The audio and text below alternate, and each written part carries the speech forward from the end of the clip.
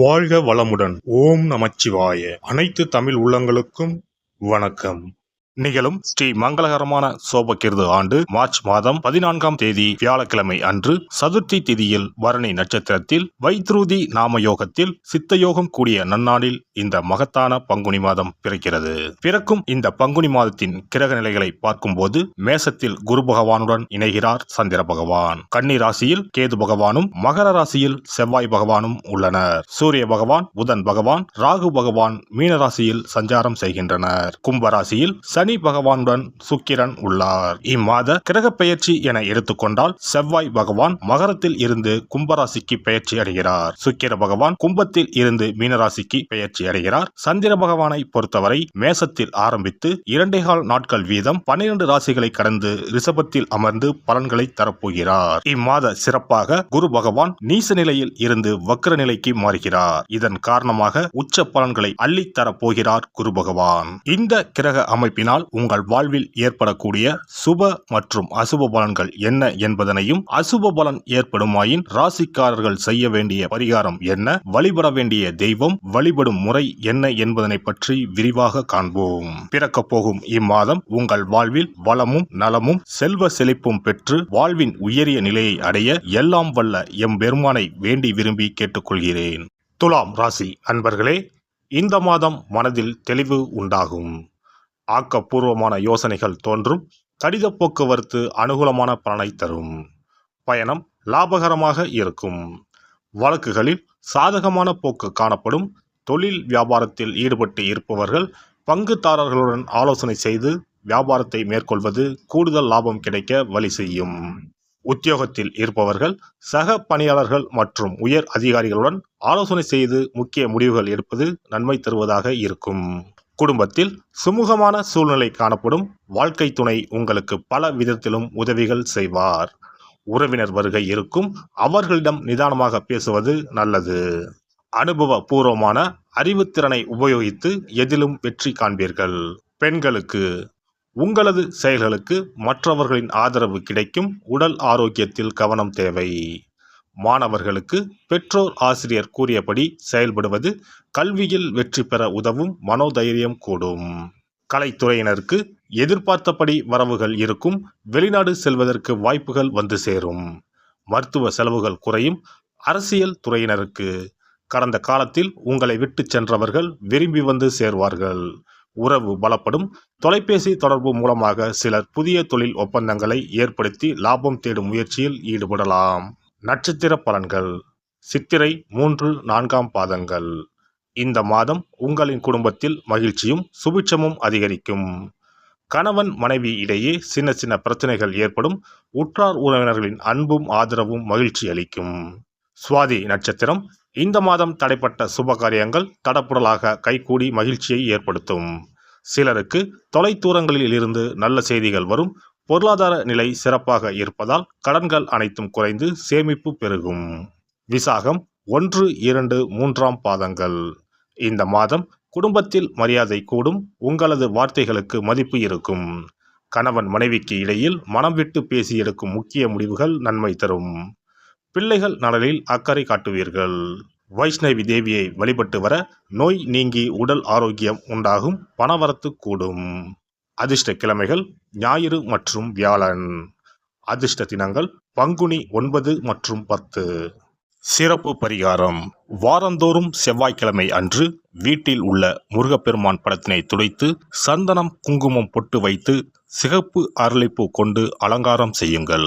ஒரு கண்ணாடி டம்ளரில் தண்ணீர் ஊற்றி ஒரு எலுமிச்சை பழம் சிறு வெட்டிவேர் போட்டு முருகன் படத்திற்கு முன் வைத்து விடுங்கள். ஒரு மா இலை எடுத்து காம்பு பகுதி முருகப்பெருமானை பார்த்தவாறு வையுங்கள். அகல் விளக்கில் நெய் தீபம் ஏற்றி மா இலையின் மீது வைக்க வேண்டும். தீபச்சுடர் முருகப்பெருமானை பார்க்கும் வண்ணம் இருக்க வேண்டும். கண்களை மூடி முருகப்பெருமானை மனமாற வேண்டி உங்கள் வேண்டுதல்களை வையுங்கள். பூஜை முடிந்த பிறகு அடுத்த நாள் டம்ளரில் உள்ள எலுமிச்சை பழத்தை உங்கள் வீட்டை சுற்றி திருஷ்டி கழித்து போட்டு விடுங்கள். 6 வாரங்கள் வரை இந்த வெட்டி வேரை மாற்ற தேவையில்லை. இவ்வாறு செய்து வழிபட்டு வர குடும்பத்தில் உள்ள எப்படிப்பட்ட கஷ்டமாக இருந்தாலும் அந்த கஷ்டத்திற்கு தீர்வு கிடைக்கும். நம்பிக்கை இல்லாமல் எந்த ஒரு வழிபாடும் செய்யக்கூடாது. நம்பிக்கையோடு செய்யும் பட்சத்தில் கைமேல் பலன் கிடைக்கும். இனி பங்குனி மாத சிறப்புகளும் வழிபாட்டின் பலன்களும் என்ன என்பதனை பற்றி காண்போம். பங்குனி மாதம் என்பது வழிபாட்டுக்கு உரிய மாதம். பங்குனி மாதம் வணங்குவதற்கும் பூஜைக்கும் உரிய மாதமாகும். ஒவ்வொரு மாதத்திலும் ஒவ்வொரு நட்சத்திரத்திற்கு முக்கியத்துவம் கொடுத்து விழாக்கள் நடத்துவது வழக்கம். ஆனால் பங்குனி உத்திர நட்சத்திரத்திற்கு மற்ற நட்சத்திரங்களை விட அதிக மகத்துவம் உண்டு. தெய்வ திருமணங்கள் அதிகம் நடைபெற்ற மாதம் பங்குனி மாதம். மாதங்களில் 12வது மாதம் பங்குனி, நட்சத்திரங்களில் 12வது நட்சத்திரம் உத்திரம். 12வது மாதமான பங்குனியும் 12வது நட்சத்திரமான உத்திரமும் இணையும் புனித நாள் பங்குனி உத்திரம் என்று கொண்டாடப்படுகிறது. எனவே பங்குனி மாத உத்திரத்தின் சிறப்புகள் அதிகம். பங்குனி உத்திர நாளில் அனைத்து ஆலயங்களிலும் சிறப்பு வழிபாடுகள் நடைபெறும். கிராம கோவில்களில் அக்னி சட்டி ஏந்துதல், பூஜைகள் விமர்சையாக நடைபெறும். எண்ணற்ற ஆலயங்களில் சுவாமி அம்பாள் திருக்கல்யாணம் நடைபெறும். சிலருக்கு கைகூடாமல் திருமணம் தள்ளி போனால் பங்குனி உத்திர நாளில் விரதம் இருந்து இறைவனை வழிபட்டால் வெகு சீக்கிரம் திருமணம் கைகூடும் என்பது ஐதீகம். அதோடு காதலிப்போர் மனதுக்கு பிடித்தவரை கரம் பிடிக்கவும் பங்குனி உத்திர விரதம் இருப்பது மிகுந்த பலனை கொடுக்கும். பங்குனி உத்திரம் கல்யாண விரதம் என்றும் அழைக்கப்படுகிறது. 8 வகையான மகா விரதங்களில் கல்யாண விரதமும் ஒன்று. ஆகவே இந்த நாளில் திருமணம் ஆகாத இளையோர் விரதம் இருந்து தமக்கு நல்ல வரன்கள் கிடைக்க வேண்டும் என்று சிவபெருமானையும் பார்வதி தேவியாரையும் வேண்டுவது நல்ல பலன்களை பெற்றுத்தரும். இத்தினத்தில் மேற்கொள்ளும் விரதம் மிகவும் விசேஷமானது. நீண்ட நாள் ஒற்றுமையுடன் வாழ விரும்பும் தம்பதியர் விரதம் இருந்து சிவனுக்கும் சிவ பார்வதிக்கும் அபிஷேகம் செய்வார்கள். இந்த விரதத்தை முருகனை வேண்டியும் செய்யலாம். அதோடு அன்னதானம், வஸ்திரதானம் செய்வதும் சிறப்பானது. ஜாதக தோஷத்தால் திருமணம் தடைபட்டவர்கள் வழிபாடு மேற்கொள்ளவும் சிறந்த நாள் இதுவாகும். செவ்வாய் தோஷம் காரணமாக திருமண தடைகளை சந்திப்பவர்களுக்கு பங்குனி உத்திரத்தன்று முருகனை மனமுருகி வணங்கினால் திருமண தடைகள் நீங்கி திருமணம் சுபமாக முடியும். குழந்தை பேரில்லாமல் தவிப்பவர்கள் பங்குனி மாத விரதம் இருந்து அம்மன் கோவில்களுக்கு சென்று வழிபட அந்த அம்மனின் அனுக்கிரகத்தால் நிச்சயம் புத்திர பாக்கியம் கிடைக்கும். தொழில் மற்றும் வியாபாரங்களில் ஈடுபடுபவர்கள் தமிழ் வருடத்தின் கடைசி மாதமான பங்குனி மாத தினத்தில் திருஷ்டி பூசணிக்காய் வாங்கி உங்கள் வியாபார இடங்களை திருஷ்டி கழித்து அதற்குரிய நேரத்தில் உடைக்க வேண்டும்.